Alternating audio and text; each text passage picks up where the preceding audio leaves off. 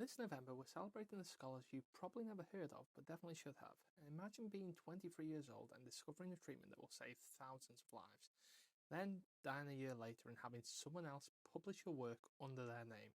That's not a hypothetical, that's what happened to Alice Augusta Ball. Ball was born in Seattle in 1892 to a middle class African American family. She was a brilliant student, earning two bachelor's degrees in pharmaceutical chemistry and pharmacy. By the time she was 22, in 1915, she became the first woman and first African American to earn a master's degree from the College of Hawaii. She was 23, and she was about to change the world. Leprosy, now called Hansen's disease, was a death sentence in the early 1900s. The bacteria attacks the skin and nerves,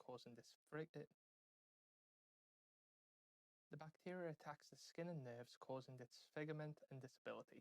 People with leprosy were forcibly isolated, sent to colonies where they lived out their lives as social outcasts. There was no treatment, just suffering and stigma. The only potential remedy was kulmugara oil, extracted from the seeds of a tree native to India. It had been used in traditional medicine for centuries, but it didn't work well. The oil was thick and difficult to inject and caused painful abscesses. Patients just couldn't tolerate it. Ball identified the problem. The oil wasn't soluble enough to be absorbed by the body.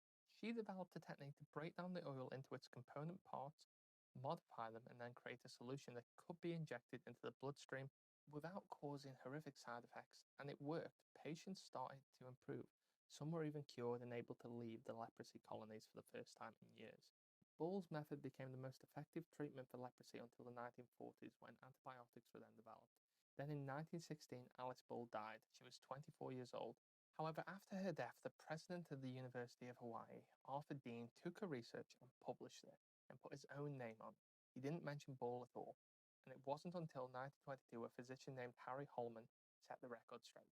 He published an article he, pub- he published an article explicitly crediting Alice Ball and calling the technique Ball's method, but the damage was already done. For decades, her contribution was buried. Leprosy patients were considered social pariahs, locked away, and left to die. Ball's technique let them return to their families and their communities. She restored their humanity, and the man who stole credit for her work had no idea what it meant because he didn't do the science. He just saw an opportunity. This wasn't about theft of intellectual property. It was about a black woman in 1916 being seen as fundamentally less worthy of recognition than a white male university president. Alice Ball died too young to see the impact of her work. We're only now beginning to correct that. Every person who was cured of leprosy using Ball's method owed their life to a 23-year-old black woman chemist, and it's about time we acknowledge that more. So keep learning and keep questioning.